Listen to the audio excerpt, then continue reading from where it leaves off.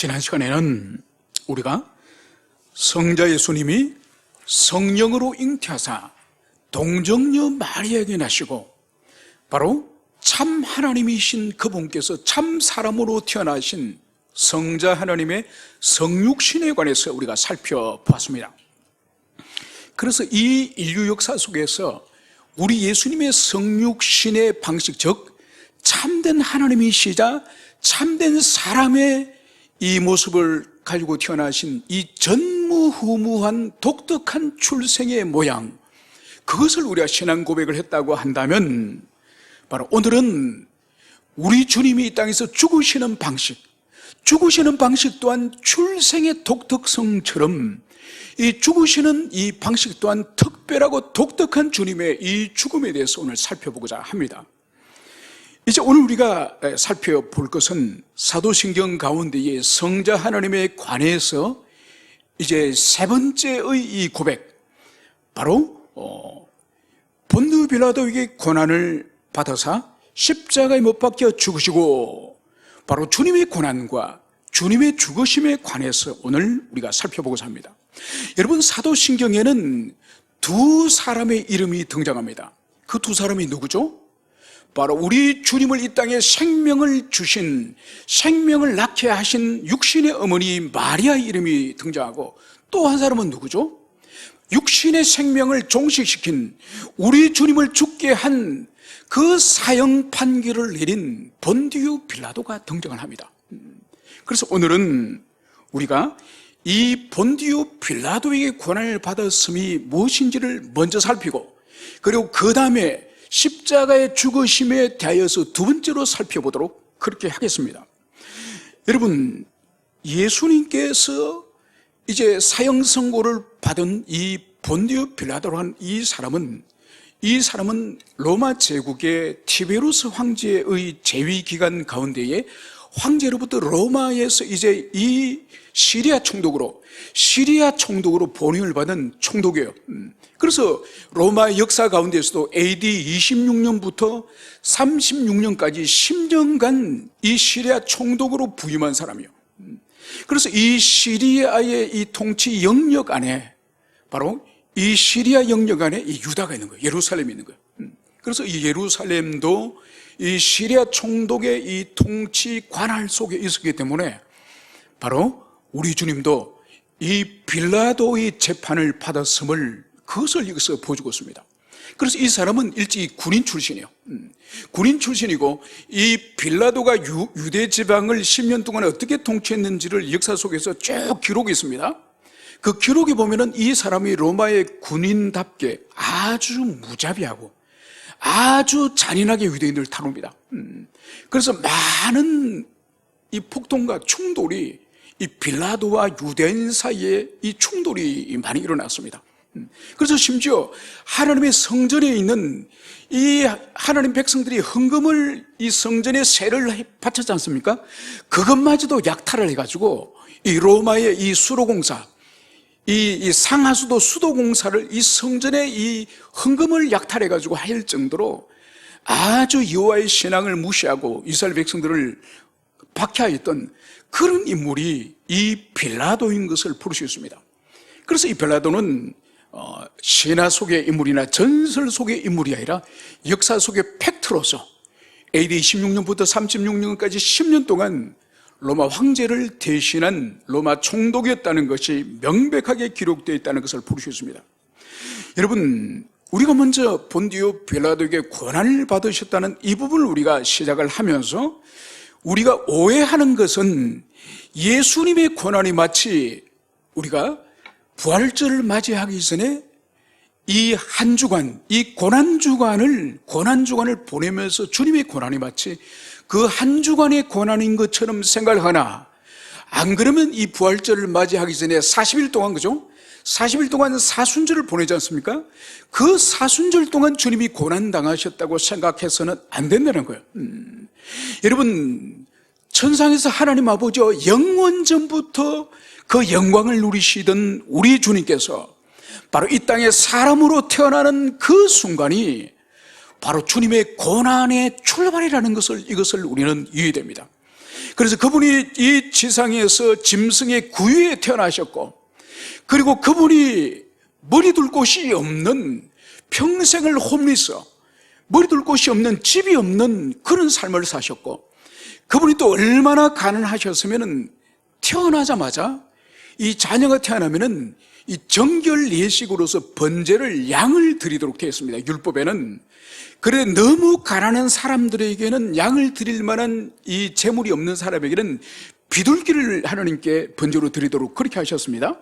그래서 우리 주님의 부모님은 너무너무 가난해가지고 첫 번째 아들이 태어났지만은 번제로 양을 드리지 못합니다. 그래서 어린 비둘기 새끼를 드릴 정도로 가난한 그런 가정에 태어난 거예요. 여러분, 그리고 주님이 이제 공생애를 시작하고 나서도 주님의 고난이, 여러분 어떻게 성경 기록하고 있습니까? 가장 가까운 가족들, 친지들, 심지어 고향의 동네 사람들, 여러분 이런 가까운 사람들에게도 주님은 메시아로서 또 하나님의 종으로 인정을 받지 못했습니다. 심지어 주님을 보고 주님이 가르침을 하고 놀라운 표적을 행할 때 주님을 보고 귀신 들렸다고 오해를 합니다. 그리고 주님의 공생의 사역의 현장에 가족들이 와서 어서 집으로 돌아가자, 여기서 이러지 말고 어서 집으로 돌아가자, 주님이 귀신 들렸다고 생각하기 때문에 설득해서 데려갈 정도로 그렇게 주님에 대해서 이해하는 사람은 아무도 없었습니다. 마지막에는 주님이 3년 동안 먹고 자고 함께 가르치고 훈련을 시켰던 그 제자들마저도 주님을 알지를 못했습니다. 메시아인 것을 알지를 못했습니다. 자신들을 이제 왕으로 세워줄 그런 존재로 이 제자들은 생각을 한 거죠. 여러분, 그래서 주님은 평생을 공생의 사역을 하고 수많은 사역을 했지만은 정말 당신의 이 마음에 가지고 계셨던 이 하나님의 나라, 그리고 영혼을 구원하여서 주님께로 인도하고자 한 이 메시아 사역과 메시아의 신분과 지위에 대해서는 아무도 몰랐습니다. 심지어 가족들마저, 어머니마저도. 여러분, 그런 외로움 가운데 소외감 가운데 주님은 사셨던 거예요. 그래서 주님은 그 공생의 전체 동안에 이 정신적이고 이 영적인 이 고통과 이 소외감이 얼마나 큰지 모릅니다. 여러분, 그래서 주님을 단 고난주간 한 주간이나 사순절 동안 40일 동안 주님이 고난을 당하셨다고 생각하는 것이 아니라 주님은 출생부터 생애 전체가, 그리고 그분의 전 인격이, 전 존재가 고난 속에서 그분이 사셨다고 하는 이 고난의 총체성에 대해서 우리가 이해를 먼저 해야 될 그것을 먼저 여러분들이 가슴 깊이 새기시길 바랍니다.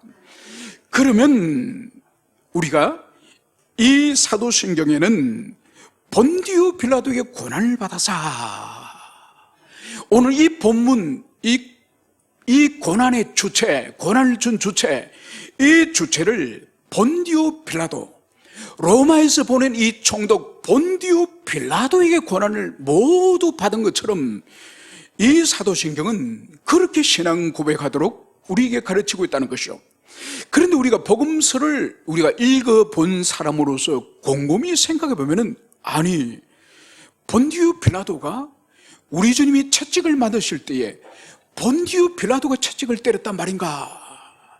우리 주님 못 박히실 때에 본디오 빌라도가 망치로 우리 주님의 손과 팔에 못을 박았단 말인가? 우리 주님의 이 심장을 창으로 찌를 때에 로마 병사를 다 비켜라 그러고 본디오 빌라도가 와서 창으로 찔렀단 말인가? 여러분, 우리가 생각해 보면 아니에요. 본디오 빌라도는 단지 재판석에서 십자가에 예수를 내어주라, 이 말한 그 외에는 본디오 빌라도가 우리 주님을 향해서 직접적으로 위해를 간 것은 없습니다.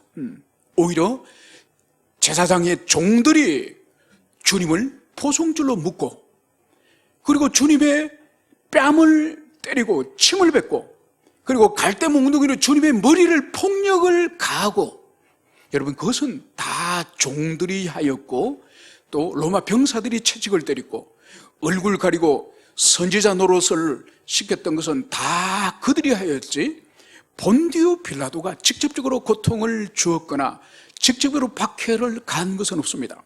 오히려 성경을 우리가 복음서를 우리가 냉정히 살펴보면은 본디오 빌라도는 우리 오늘 마태복음에서도 읽고 마가복음이나 누가복음이나 요한복음에서도 우리가 볼 수 있는 것처럼 복음서에서는 일관되게 이 본디오 빌라도는 우리 주님에게 죄가 없는 것을, 바로 우리 주님에게는 사형을 당해서 죽을 만한 죄가 없는 것을 본디오 빌라도는 다 알고 있습니다.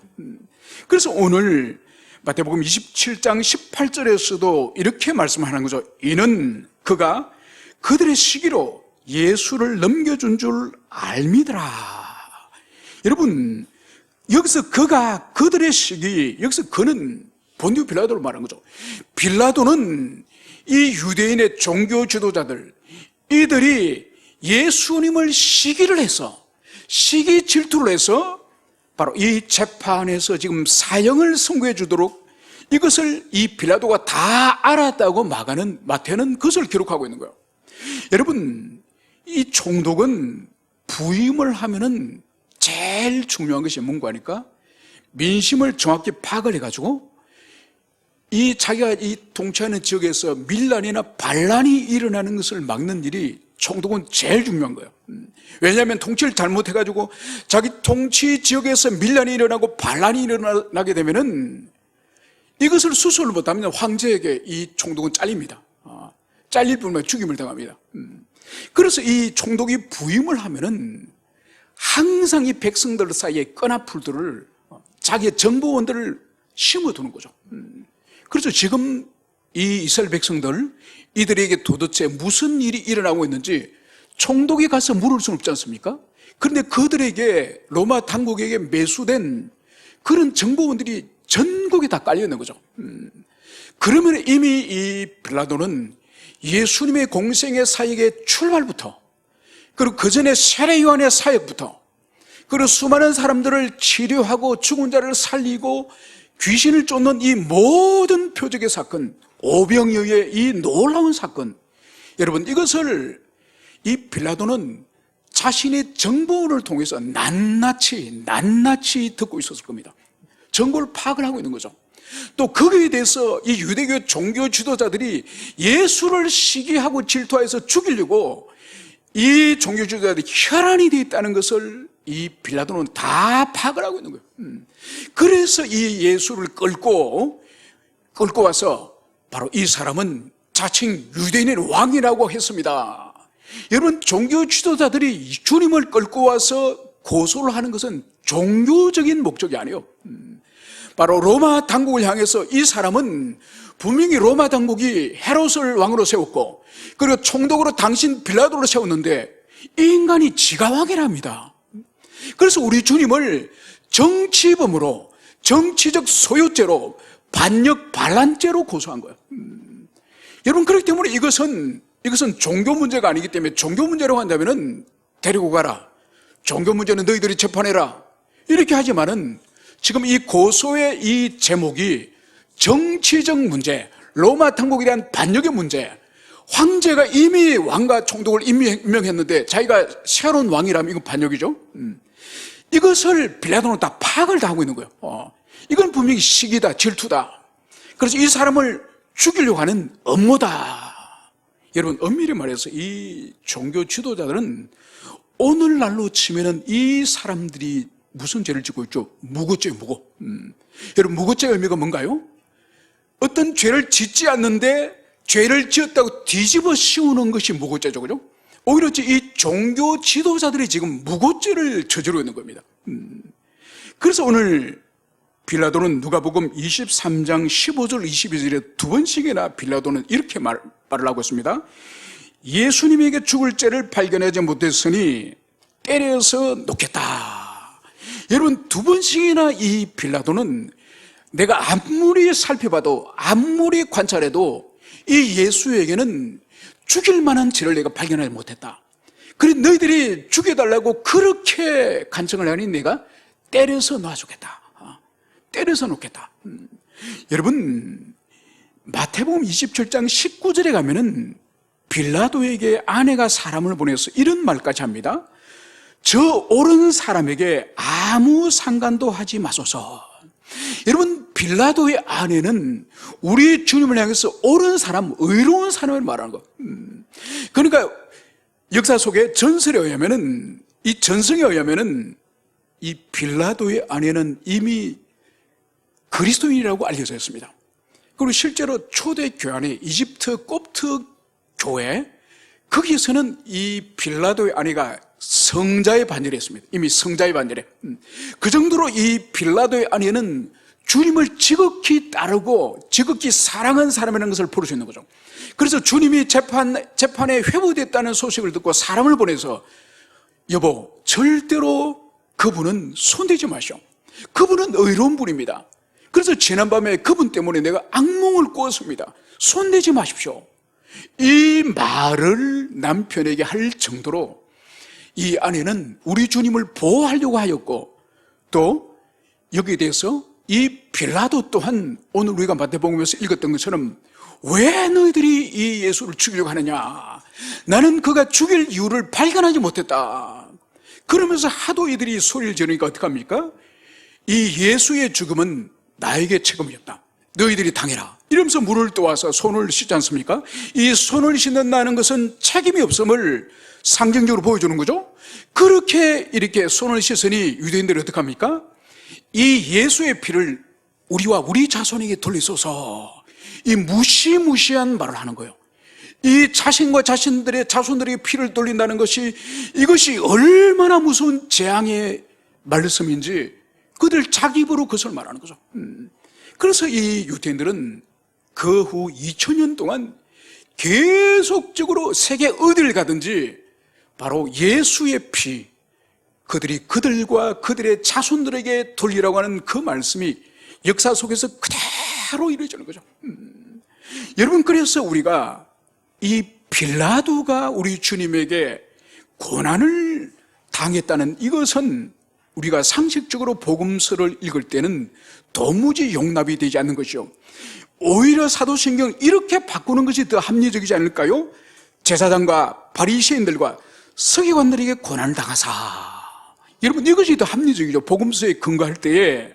여러분, 그러나 우리가 이 사도신경을 좀 더 깊이 있게 본질적으로 파고 들어가기 위해서는 이 사도신경이 처음 기록됐을 때 기록된 이 문자가 라틴어예요.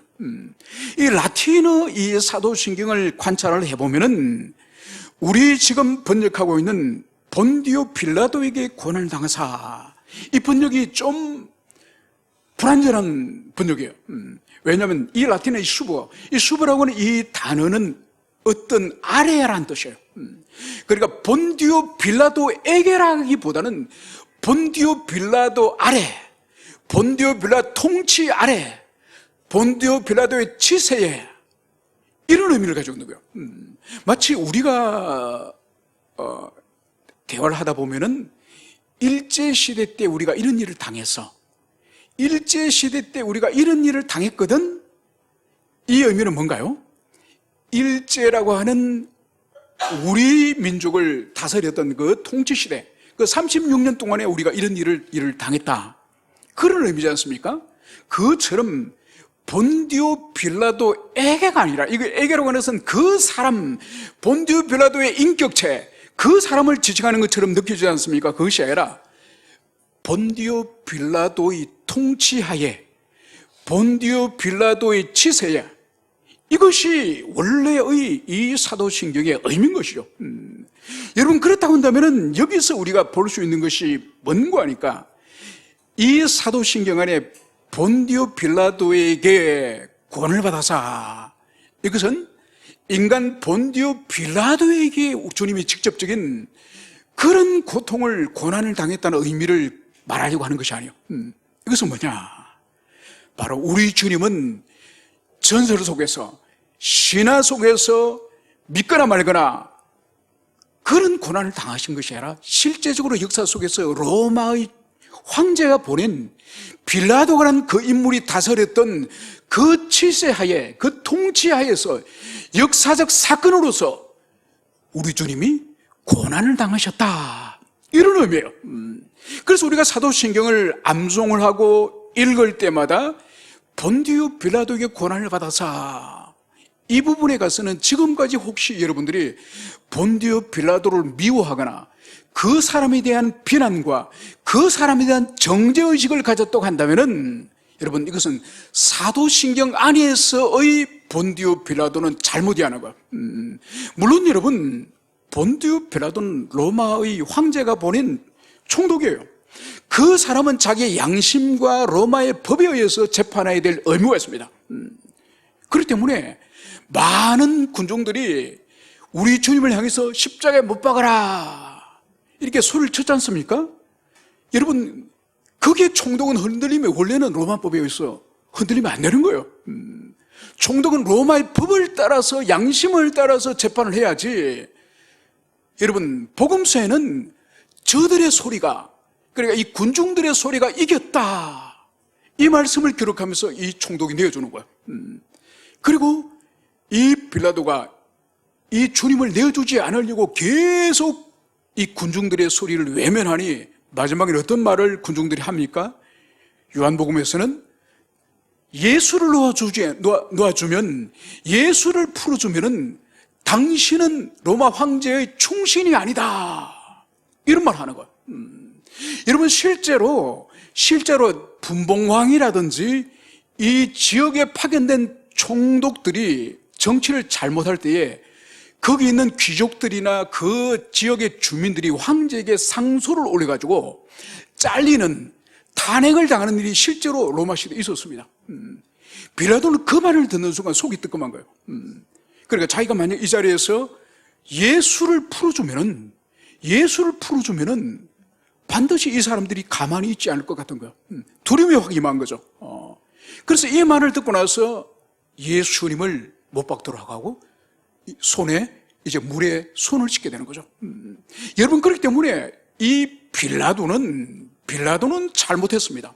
자기 양심과 로마 법에 따라서 정당한 재판을 했어야 되는데 자기의 권력, 자기 신분을 유지하기 위해서 자기 양심을 부린 것이죠. 그래서 이 부분은 분명히 잘못했습니다. 그럼에도 불구하고 사도신경에서 본디오 빌라도에게 고난을 받아사, 여러분, 이것은 본디오 빌라도를 정죄하거나 비난하기 위해서 기록된 것이 아니요, 이것은 바로 우리 주님이 역사 속에서 실제적으로 본디오 빌라도의 통치 시대에 고난을 당하셨다, 이것을 우리에게 고백하기 위한 것인 것을, 이것을 여러분들이 가슴에 새기시길 바랍니다. 바로 이 이유는 주님이 이 땅을 떠나신 이후에 속히 도전했던 이단 가운데 하나가 지난 시간에도 말씀드렸던 것처럼 바로 그리스 이원론, 그 이원론의 대표적인 이단이 바로 영지주의.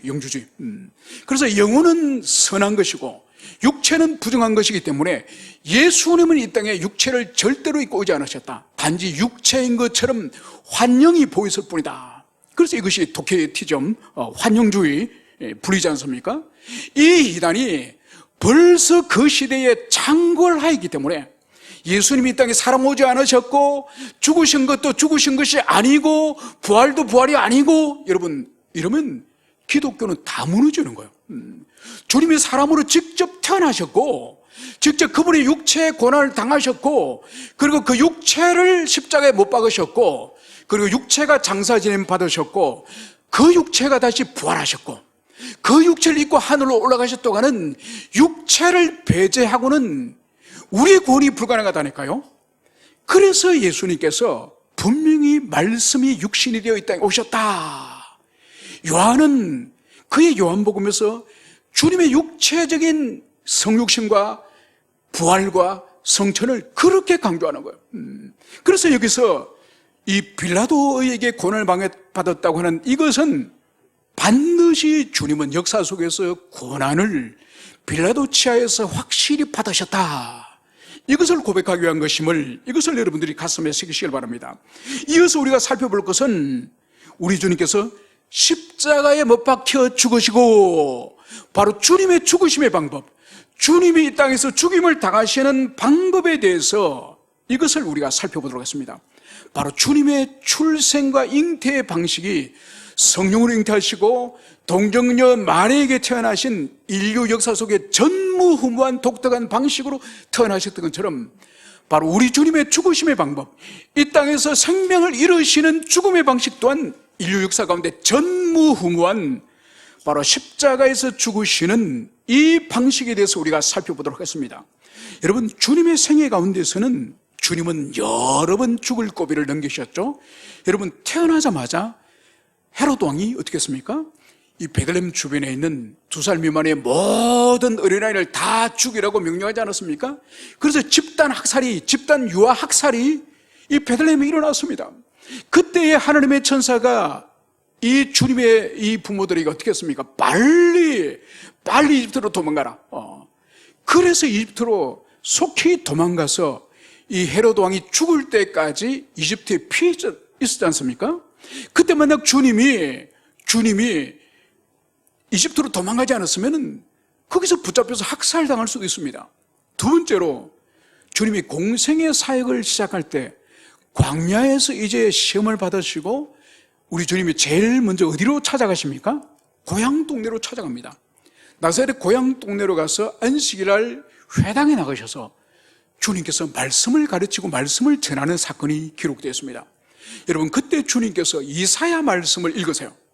이사야 말씀 가운데 희년, 즉 그리스도께서 이 땅에 오셔서, 메시아가 이 땅에 오셔서 메시아 역사를 행하시는 그 부분을 딱 고향 동네 사람들이 읽어주시면서 주님이 뭘 말씀하시는 거니까, 이 말씀이 오늘 여러분들 앞에 이루어졌습니다, 이 말씀을 하는 거예요. 그러니까 이 고향 동네 사람들이 눈이 뒤집혀지는 거예요. 아니, 이 목수가 여러 날 동안 어디 갔는지 여행을 갔다 오더니 이 인간이 미쳤나? 그래서 우리 주님을 붙들고 어디로 가느냐? 갈릴리 나사렛 동네의 절벽으로 끌고 와요. 절벽에 주님을 집어던져 죽이려고 합니다. 여러분, 주님은 거기서 죽임을 당하지 않았어요. 거기서 주님을 죽일 수가 없는 거예요. 왜냐하면 주님은 추락사를 당하거나 헤롯의 칼에 맞아 죽거나 아니면 제사장들이 칼잡이 이 자객을 보내서 죽을 그런 분이 아니에요. 주님이 태어나심이 성령으로 잉태하셔서 동정녀 마리아에게 태어나셔야 되는 것처럼 죽으심의 방식도 하나님이 섭리 가운데 예고하였던, 준비하였던 그 방식으로 주님이 죽으셔야 되는 것. 여러분, 그래서 주님의 죽으시는 그 독특한 방식이 바로 십자가에 못 박혀 죽으시는 그 죽음의 방식인 것을 오늘 이 사도신경에서는 십자가에 못 박혀 죽으시고 이것을 말씀을 하고 있습니다. 여러분, 오늘 왜 우리 주님께서는 다른 방식이 아니라 십자가에 못 박혀 죽으시는지 그 정황을 잠깐 살펴보도록 하겠습니다. 여러분, 지난 3년 동안 우리 주님이 천국 복음을 전가하시고 그리고 특별히 말씀을 전가하실 때 성경이 기록하고 있는 주님의 말씀 사역을 어떻게 기록하고 있습니까? 주님의 말씀 사역은 바로 서기관과 바리새인들과 다른 권능 있는 말씀이라고 말씀을 기록하고 있습니다. 바로 뭔가 하니까 그 시대도 서기관들이나 율법학자들이나 바리새인들이나 많은 말씀을 가르치는 교사들이 있었습니다. 그들과 우리 주님이 가르치시는 이 말씀 사역은 완전히 다르다는 것을 볼 수 있죠. 여러분, 주님이 회당에서나 백성들에게 말씀을 가르치실 때 그 진리의 이 광채가 영혼들을 그 속에 웅크리고 있는 죄를 드러내시고 또 그 속에 있는 귀신을 드러내고 그 속에 있는 병을 고치시는 놀라운 역사가 일어납니다. 그래서 귀신이 떠나고 귀신이 소리를 지르고 여러분, 그리고 그 주님의 진리 말씀이 양심을 깨우는 이 역사가 일어나서 사람들이 우리 주님이 모세 율법을 가르치시거나 복음을 전파할 때에 이 말씀의 권능에 엄청난 은혜를 받는 거예요. 그래서 주님이 가시는 곳마다 인산이례를 이루는 거예요. 인산이례를. 여러분, 병자를 고치는 일은 어떻습니까? 여러분, 안전병이 평생 일어나 걸어볼 수 없는 사람이 일어나서 뛰어다니질 않습니까? 여러분, 중풍병자들, 침상으로 사람을 옮겨야 되는 그 사람이 걸어다니지 않습니까? 여러분, 평생 눈을 뜨지 못한 소경이 보게 되고 말을 들을 수 없는 귀머리가 듣게 되고 여러분, 심지어 온몸이 나병으로 더러워진 나병 환자가 깨끗함을 순식간에 받지 않습니까? 그리고 심지어 죽어있는 사람이 손을 잡고 일으키니까 살아나고, 무덤 속에 죽어있는 사람을 향해서 나오라고 소리 지르니까 나사로가 걸어 나오지 않았습니까? 여러분, 그래서 오병이어 사건 같은 경우에는 그 오병이어 집회 현장에 이 베세다의 광야에 남자들만, 장정 남자들만 5천 명이요.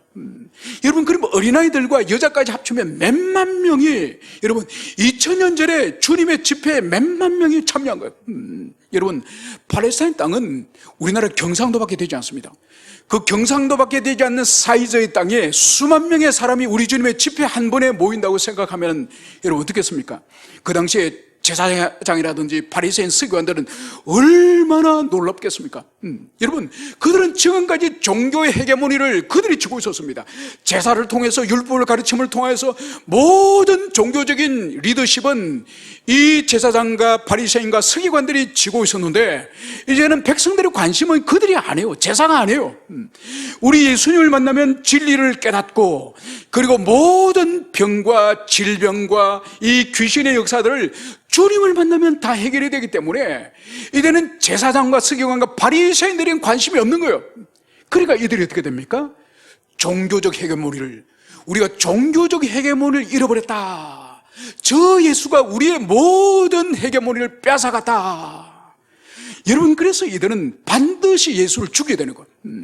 자기들의 지위를 다시 되찾기 위해서, 자기들의 영향력을 되찾기 위해서는 반드시 예수가 없어져야 된다는 것을 이들이 그것을 알 수 있습니다. 여러분, 그래서 우리 주님이 마지막 주간에 예루살렘으로 입성하지 않습니까? 입성할 때에 이 예루살렘에 있는 유대인들이 얼마나 열광을 합니까? 호산나 다윗의 자손이여, 호산나 다윗의 자손이여, 다윗의 자손이 우리를 구원하소서 열광을 하니까 이 소리를 들었던 이 종교 지도자들과 바리새인이 요한복음 12장 19절에서 이렇게 말을 하는 것을 요한이 기록을 합니다. 서로 말하되 볼지어다 너희 하는 일이 쓸데없다. 보라, 온 세상이 그를 따르는도다. 여러분, 이 바리새인들과 제사장들이, 이 사람들이 예수님을 어떻게 해코지해 보려고 음모를 꾸미고 지금 준비를 하고 있지 않습니까? 그런데 열광하는 이 유대인들을 보니까 다 쓸모없다는 거예요. 우리 객에 아무 쓸모가 없다. 온 세상이 예수를 따른다. 지금 이 탄식을 하고 지금 바리새인들이 자포자기를 하는 거예요.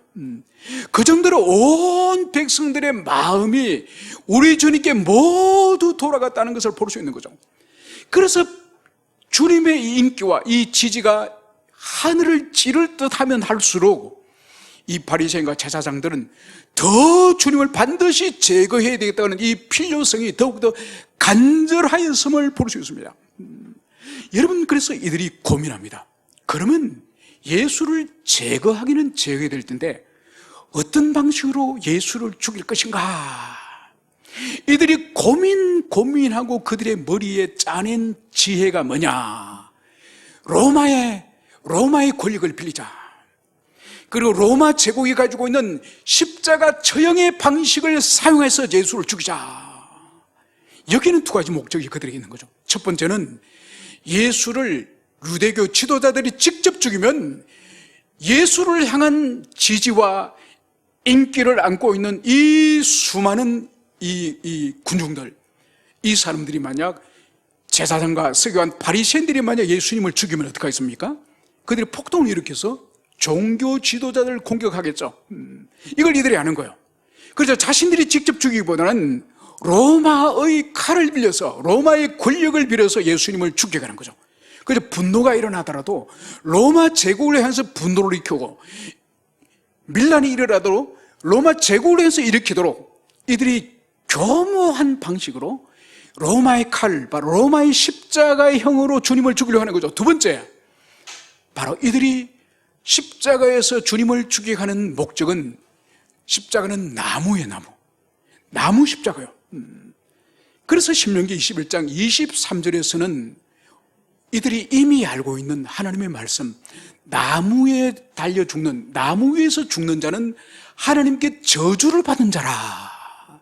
나무 위에 죽는 자는 하나님께 저주를 받는 자라고 하는 이 말씀을 이들이 오래전부터 알고 있기 때문에 로마의 나무 십자가에 예수님을 박아 죽이면 지금까지 수많은 사람들이 예수님은 하나님이 보내신 그리스도, 하나님이 보내신 메시아라고 알고 따라다녔는데 예수님이 나무 십자가에 달려 죽는 것을 보는 순간, 아, 예수는 메시아가 아니고 예수는 그리스도가 아니라 하나님께 저주받은 사람에 불과하구나, 이걸 깨닫고 예수의 메시아 운동이 하루아침에 사그라들도록, 하루아침에 종식되도록 하기 위한 방식이 바로 십자가 처형이다. 여러분, 이것을 이 바리새인과 이 제사장 서기관들이 정말 기가 막힌 이 지혜를 짜낸 것을 볼 수 있습니다. 물론 이 지혜는 바리새인과 이 서기관과 제사장들의 머릿속에 짜낸 것이라고 볼 수도 있지만 그 배후에는 사단의 지혜, 사단이 부어주는 지혜를 통해서 사단이 최종적인 이 십자가 이 처형의 이 감독, 전체 감독이고 그 실행적인 역할을 하는 사람이 바로 제사장, 서기관, 바리새인, 그리고 빌라도의 입을 통해서 로마의 병사들의 손발을 통해서 바로 이 일을 하는 것을 볼 수 있습니다. 여러분, 바로 이 사형 앞에서 주님은 어떻게 합니까? 성경은 바로 이사야 53장에 도살장에 끌려가는 양처럼 그 자신의 죽음에 대해서 주님은 전혀 저항하거나 변명하거나 애원하거나 절대로 주님은 그러시지 않습니다. 그 십자가에서 묵묵하게 주님은 다 고난을 다 받아서 들으시는 거죠. 그래서 마지막에는 주님이 어떻게 외쳤습니까? 엘리 엘리 라마 사박다니, 하나님이여 하나님이여 나를 왜 버리시나이까. 여러분, 이것은 시편 다윗의 시를, 이 주님이 죽으시는 그 순간에 다윗의 시편의 시를, 그것을 외치는 거예요. 여러분, 이것은 무슨 말인가 하니까 바로 앞날 주님이 겟세마네에서 아버지여 이 잔을 내게서 옮기시옵소서, 이것을 주님이 3번씩이나 기도하지 않습니까? 여러분, 그 잔이라고 하는 것은 바로 뭘까요? 여러분, 복음서에는 예수님이 십자가 달리시고 옆구리 창에 찔리시고 채찍을 맞으시면서도 성경이 기록하고 있는 주님의 고난은 육체의 고난에 비해서 영혼의 고난, 이 정신의 고난을 훨씬 더 많은 분량으로 기술하는 거예요. 그래서 주님이 옆구리 창에 찔리시는 거나 또 채찍을 맞으시는 거나 이 못에 박히는 것도 엄청난 고통과 수치지만은 그보다 주님의 이 십자가 고난의 본질은 바로 아버지여 이 잔을 옮겨 주시옵소서, 바로 이 잔이에요. 그리고 바로 주님이 죽으시기 직전에 외쳤던 엘리 엘리 라마 사박다니, 바로 아버지께 부림을 받는, 하나님께 부림받는, 이것이 바로 주님에게 고통에서는 최고의 절정인 것을 볼 수 있습니다. 그것이 바로 뭐죠? 아버지와 영원전부터 함께 교통하였던 그 영광의 교제, 이 영광의 교제가 바로 단절되어지는 이 고통이요. 바로 이 고통의 본질이 뭐냐? 바로 하나님을 떠나고 하나님을 대적하였던 우리가 받아야 될 지옥의 형벌을 주님은 십자가에서 받으시는 거예요. 그것이 바로 아버지요 왜 나를 버리시나이까? 아버지 이 잔을 내게 옮겨주시옵소서. 바로 그 옮기길 원하는 그 잔이 바로 우리가 받아야 될 지옥의 형벌이요. 바로 아버지와 관계가 단절되어지는, 비록 짧은 시간이지만은 아버지와 단절되어지는 지옥의 경험을 주님이 하신 거예요. 이제 말씀을 정리하고자 합니다. 여러분, 바로 사단은 이 땅에 있는 종교 지도자들과 이 땅에 있는 로마 당국과 그리고 주님을 팔아넘겼던 가룟 유다, 이 모든 악인들을 사용해서 이들이 연합하여서 함께 힘을 모아서 우리 주님을 십자가에 못 박았습니다. 그래서 우리 주님은 나무 위에 달려오셔서 하나님의 저주를 받았습니다. 주님의 죽으심은 저주의 죽음이 확실해요. 그러나 우리 주님은 죄가 없는 분이에요. 그래서 주님의 죽음은 자신의 죄로 인하여 죽으신 죽음이 아니라, 바로 주님의 죽음은 진정으로 죽어야 될 영원한 지옥 형벌을 감당해야 될 우리를 사랑하여서 그래서 주님의 십자가의 죽으심의 동인, 그분이 기꺼이 죽음을 받아들일 수 있었던 지옥의 형벌을 경험하게 된 그 동인 원동력이 뭘까요? 바로 우리를 포함한 죄인을 사랑하셔서, 이 죄인을 사랑하시기 때문에 그 수치와 아버지와 단절되는 지옥의 형벌을 그분이 친히 경험하셨다는, 이것이 바로 성경이 가르치고 있는 바로 십자가에서 죽임을 당하시고 이 고백인 것을 볼 수 있습니다. 그래서 이제 주님을 죽인, 십자가에 못 박아 죽인 사탄의 승리요, 유대교 지도자들의 승리인 것처럼 보였습니다. 그런데 결과는 어떻게 일어났습니까?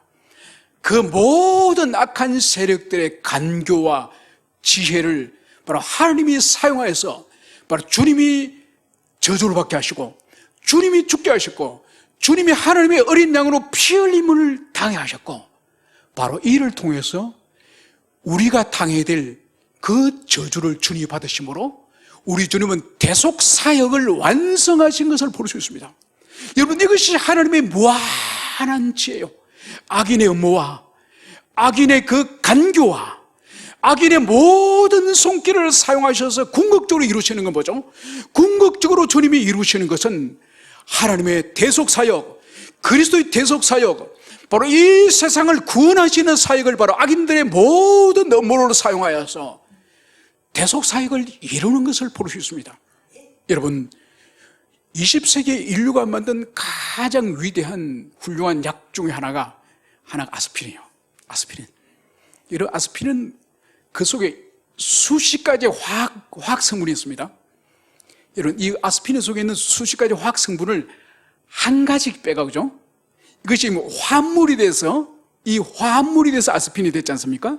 그걸 한 가지씩 빼가, 한 가지씩 먹으면 어떻게 되는지 압니까? 죽습니다, 인간은. 한 가지씩 독립적으로 그 화학약품을 먹으면 우리가 다 죽는 거예요. 그 독약이요. 그런데 그 한 가지씩 먹는 것이 아니라 그 성분을 다 섞어서 아스피린이라고 하는 약으로 먹으면은 우리가 얼마나 이 아스피린이 얼마나 좋은 약이에요. 여러분, 주님의 십자가의 죽음이 바로 그런 거예요. 가룟 유다의 주님을 팔아버리고 돈을 취하려고 했던 그 탐욕, 바리새인과 서기관들은 특별히 자신들이 말씀의 교사로서 더 이상 능력과 지혜를 잃어버리니까 예수를 반드시 죽어야 되겠다고 하는 그 음모, 제사장은 이스라엘 백성들이 더 이상 제사 효력보다는 예수를 쫓으려고 하는 그 마음을 따라서 제사장은 반드시 예수를 제거해야 되겠다고 하는 것, 그리고 빌라도에게서는 이 예수가 살아있는 동안은 끊임없이 밀란의 원인을 제공하기 때문에 이 사람은 죽어줘야, 자기 총독의 그 일에 있어서 이 사람은 죽어줘야 좋겠다. 여러분, 모든 사람이 협력하여서 예수를 함께 협력하여 죽인 거예요. 그 결과 하나님이 에덴에서부터 우리 인류가 하나님부터 쫓겨나고 저주를 받아야 된 그 운명을 우리 주님의 죽으심을 통하여, 십자가 죽으심을 통하여 인류의 모든 죄와 형벌이 사함을 얻고 새 생명을 얻는 대속사역을 바로 이 일을 통하여 이루시는 하나님의 끝이 없는 지혜와 능력과 죄인을 향한 그 사랑을 여러분들이 가슴 깊이 새기시는 여러분 되시길 축원합니다. 함께 우리 기도하시겠습니다.